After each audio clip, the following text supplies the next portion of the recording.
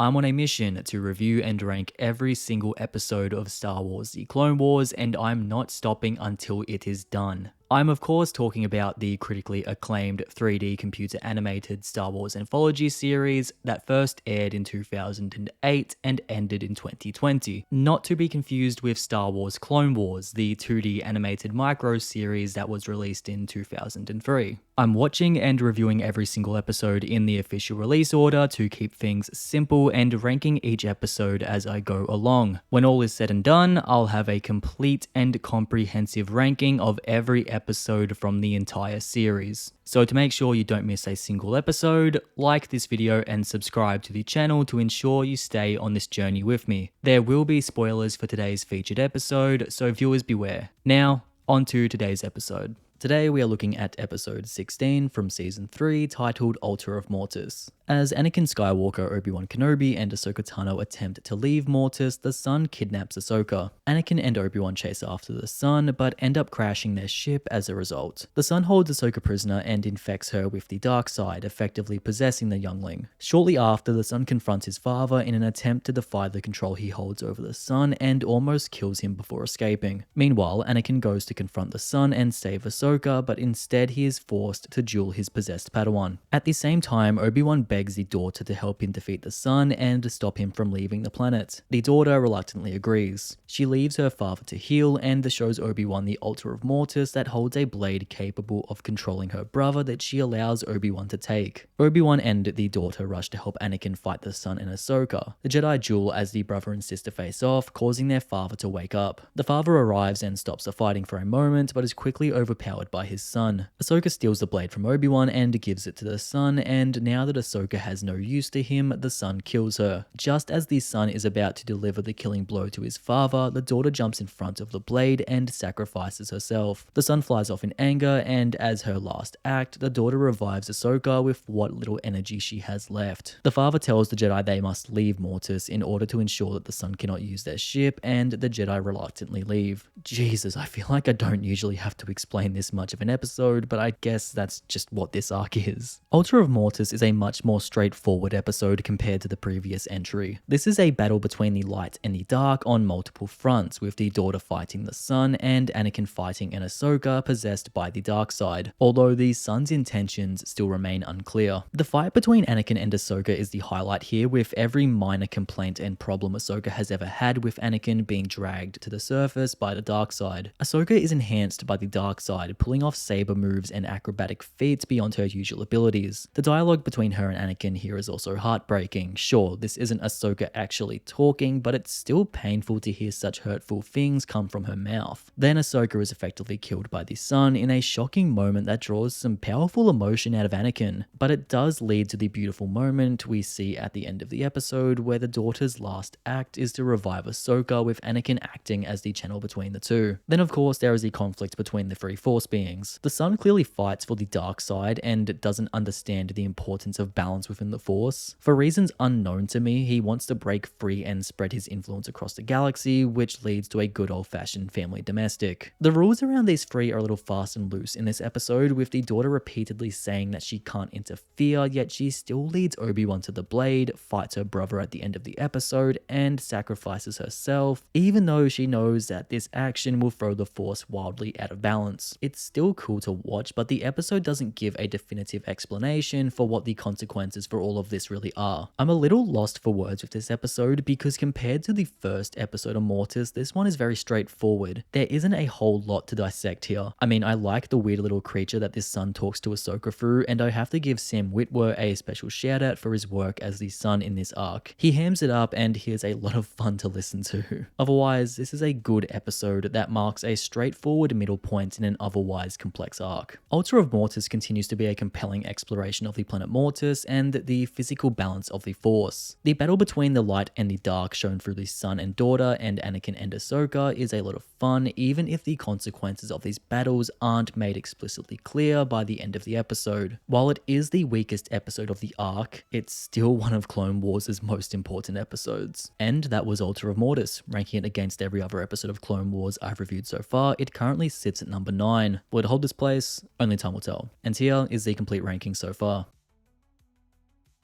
That's me finished for this episode. Now, I want to hear from all of you. What's your personal review of this episode? Where would you rank it among every other episode of Clone Wars? Let me know in the comments below after you've liked the video and subscribed. I'll see you guys next time with another Clone Wars episode review and ranking. Until then, thank you for watching. As always, look after yourselves, stay safe, and I'll see you all in the next video.